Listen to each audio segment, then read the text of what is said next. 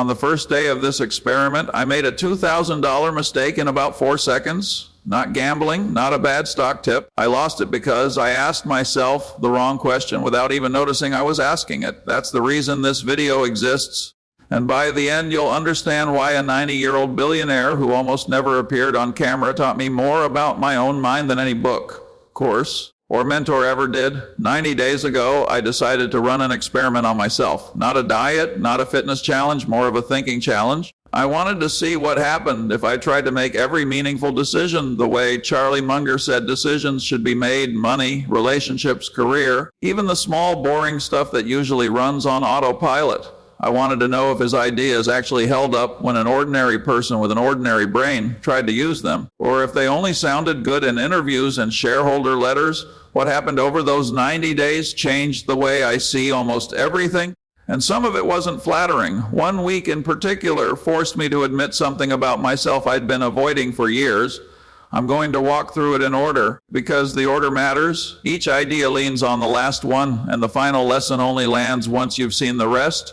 Most people don't fail because they lack information. We live in the most information-soaked era in human history. You can learn almost anything in an afternoon. People fail because they don't know how to think clearly about the information they already have. Munger spent his life building what he called a latticework of mental models, ideas borrowed from psychology, economics, physics, biology, and history, working together so he could see reality more accurately than most people around him. He wasn't smarter because of raw brain power. He was more accurate because he had better tools for thinking, and tools can be learned. The mistake that kicked off the whole 90 days happened over a purchase. A course. Ironically, on personal finance, a few $100s, and the sales page was built for urgency, countdown timer, shrinking bonus, testimonials on top of testimonials. My hand was already moving toward the payment button when I remembered something Munger talked about for decades: invert the problem. Instead of asking why I should buy it, ask what would make this a terrible decision. What am I not seeing? What does the seller know that I don't? The moment I flipped the question, the whole picture changed. I wasn't evaluating the course anymore. I was reacting to pressure engineered by someone who understood exactly how badly I wanted a shortcut. Munger used to say that if you want to help someone, figure out what hurts them and take it away. If you want to sell to someone, figure out what they want and dangle it in front of them. I closed the tab. Decision number one, and it set the tone for everything after. Inversion sounds simple when someone explains it to you. Just think backward. But once you actually try it, you notice how rarely your brain does this on its own. The default is forward thinking. How do I succeed? How do I win? Inversion forces the opposite question into the room. How do I fail? How do I lose this? Avoiding stupidity turns out to be more valuable than chasing brilliance, mostly because stupidity is common and brilliance is rare. Munger used to joke that he wasn't trying to be the smartest person in the room, just trying not to be the dumbest, consistently for a long time. That consistency is what compounds. The second week brought a decision that had nothing to do with money. A friend asked me to join his new business as an unpaid advisor. Just because we were close, I would normally have said yes on instinct out of loyalty. But I paused and asked myself whether I was actually qualified to help here, or about to hand out confident advice on something I didn't understand. This is what Munger called staying inside your circle of competence, not the circle of things you're interested in or wish you understood, but the circle of things you've actually earned real knowledge about. Outside that circle, your opinions are just noise dressed up as insight. Munger was blunt about it. The size of your circle matters less than knowing exactly where its edges sit. A small circle managed honestly beats a large one managed with false confidence. So I told my friend the truth. I didn't know his industry well enough to be useful, and pretending otherwise would only give him false confidence at a bad moment. He was disappointed for about a day, then found someone with real experience, and 3 months later told me the honest no had done more for him than an enthusiastic, empty yes ever would have. This is where the discomfort started, because staying inside your circle means constantly admitting what you don't know. And admitting ignorance feels bad in meetings, on dates, in family arguments where you're expected to have a strong opinion about something you barely understand. Munger's trade was a little short-term discomfort in exchange for long-term credibility.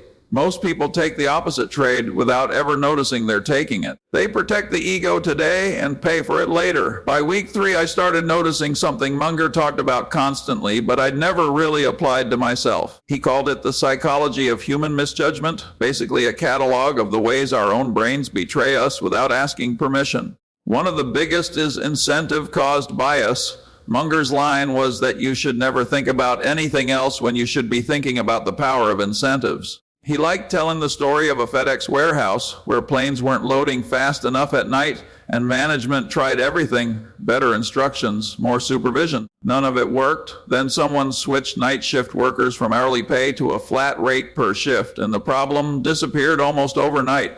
People hadn't changed, their incentives had, and behavior followed. Once I understood this, I couldn't stop seeing it. My gym kept pushing the most expensive membership tier, not because it was best for me, but because whoever sold it was rewarded for selling it.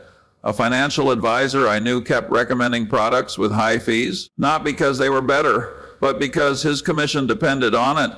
None of these people were evil. They were just responding to the rewards in front of them. The way anyone does. Munger's point wasn't that people are corrupt. It's that incentives are strong enough to make decent people do questionable things without any sense they're doing anything wrong. So I started asking a new question before trusting advice. Who benefits if I do this? And does their benefit line up with mine or work against it? That question alone saved me from at least 2 expensive mistakes over the 90 days, and it costs nothing to ask. Week 5 is where the experiment made me confront patience, and I found out I had almost none. Munger and his longtime partner Warren Buffett built their whole approach around a fairly unglamorous idea. That big rewards come from long stretches of doing nothing dramatic.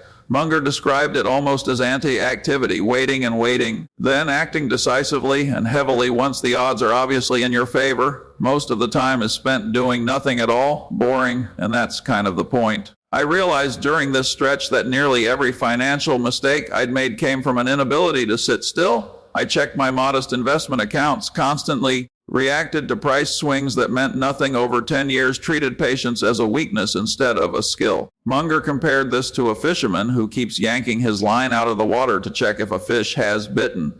You can't catch anything that way. You just scare off whatever might eventually have come. So I gave myself a rule for the rest of the experiment: check the long-term accounts once a month on a set date. No exceptions. The first few weeks felt like withdrawal. I genuinely felt anxious, not knowing what the numbers were doing day to day. By the end of the 90 days, that anxiety had mostly faded, replaced by something closer to trust. That compounding, whether it's money, skill, or knowledge, needs a certain amount of boredom to work. Constant checking and intervention are usually the thing killing it. This is also where I finally understood why Munger cared so much about reading, and not casual reading either. He said he'd never known a wise person who didn't read constantly, and he meant it as a warning more than a suggestion. He read history for patterns in human behavior across centuries, psychology to understand why smart people make dumb decisions, biology for systems and feedback loops, biographies to study decisions made under real pressure. None of that was trivia collecting. It was about building the latticework, a structure where ideas from unrelated fields reinforce each other.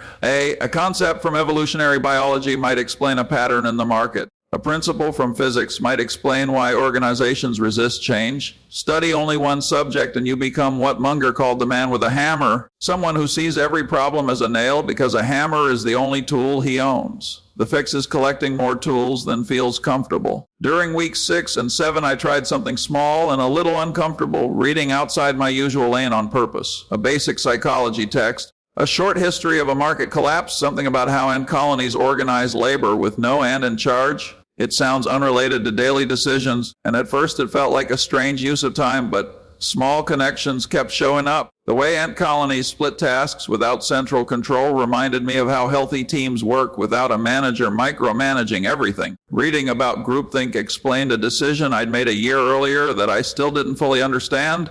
I hadn't decided anything on my own. I just matched the confidence of the loudest person in the room, which is the part that was honestly the hardest to swallow. Munger talked a lot about social proof, the tendency to assume something is correct just because other people believe it or are doing it. He considered it one of the more dangerous forces in human psychology precisely because it doesn't feel dangerous, it feels like common sense. When everyone around you agrees, disagreeing feels risky, almost rude. During week 8, I caught myself doing exactly this. In a family conversation about a financial decision, a few people in the room were confident about a certain approach, and I felt the pull to nod along, not because I'd actually thought it through, but because disagreeing would have created tension. Munger and Buffett were known for sitting quietly through meetings, saying almost nothing, only speaking when they had something genuinely independent to add. Munger's version of the right answer, a lot of the time, wasn't agreement or loud disagreement. It was just saying, I don't know yet. Let me think about it. So that's what I said out loud in an ordinary family conversation, that I wasn't sure and needed time to think it through. It felt small. It also felt like one of the more honest things I'd said in months. Because I wasn't performing agreement for once, I was actually protecting my ability to think clearly under pressure. By week 10, the pieces started fitting together in a way I hadn't expected. Inversion, circle of competence, incentives, patience, wide rating, resisting social proof. These weren't separate techniques. They were all defenses against the same enemy. One Munger kept coming back to across decades of talks and interviews, self-deception. Not other people fooling you fooling yourself quietly and consistently in ways built to protect your ego rather than your outcomes. That's the biggest insight from the whole 90 days, the one I promised at the start, and it's simpler than it sounds. Rationality isn't a personality trait some people are born with. It's closer to physical fitness than to natural talent, something you practice daily. And the moment you stop, old habits creep back fast. Munger admitted that even after decades of deliberate effort, he still had to fight his own biases. If one of the most rational investors in modern history still had to work at it every day, the rest of us probably don't get to treat it as optional. So what actually changed after 90 days, I want to be honest here because inflating the results wouldn't do the experiment justice. My finances didn't transform overnight, no dramatic windfall, no lucky trade, nothing cinematic. What changed was the quality of my decisions one at a time, in increments small enough that I only noticed them looking back across the full 3 months. I avoided at least 2 purchases that would have cost real money for very little value. I gave more honest advice to people who trusted me. Because I finally understood the gap between confidence and competence, I stopped checking investment numbers compulsively, which meant I stopped making short-term emotional decisions about long-term goals. And I got noticeably better at saying out loud 3 words most people barely use, I don't know.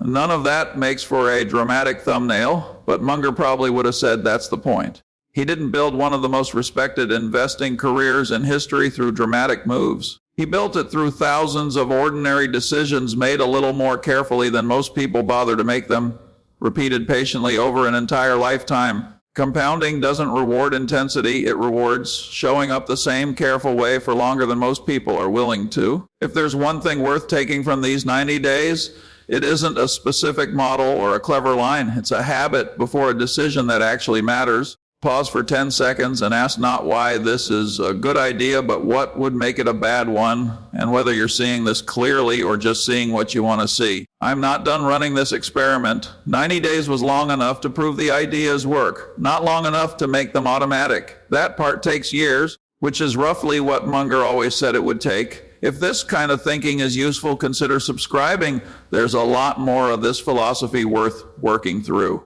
And if you want to start today, here's the assignment before your next big decision. Ask what would make it a disaster before you ask what would make it a win.